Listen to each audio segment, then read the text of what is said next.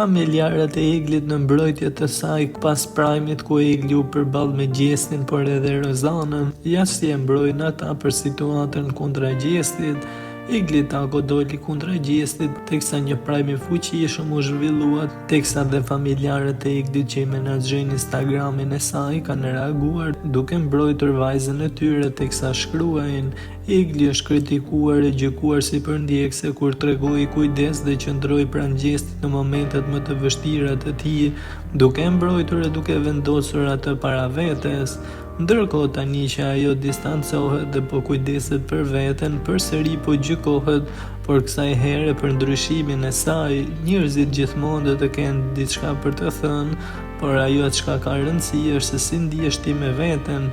Ti nuk ke nevojë të dëshmosh asgjë për askënd, mjafton të dihesh që ke vepruar me zemër të pastër. Vazhdo përpara me kokën lart. Një grua e fortë nuk matet nga fjalët e të tjerëve, por nga guximi për të qenë vetvetja, pavarësisht gjithçkaje. Njerëzit gjithmonë do të flasin, por e vërteta është e ti. Ti je më e fortë se çdo fjali dhe ata që e shohin këtë do të mbështesin gjithmonë. Go girl! Teksa në një postim tjetër kanë postuar edhe një shprehje ku thuhet: dhe kur të thonë që ti ke ndryshuar, duan vetëm të thonë që nuk je më ashtu si u intereson atyre. Absolutisht kurrë mos ju përkul askujt.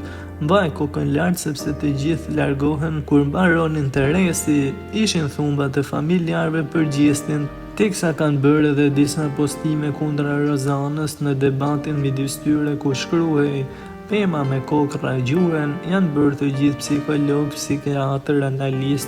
Na i tregoni pak diplomat se këto thënie të internetit i dim, ti lexojmë edhe ne.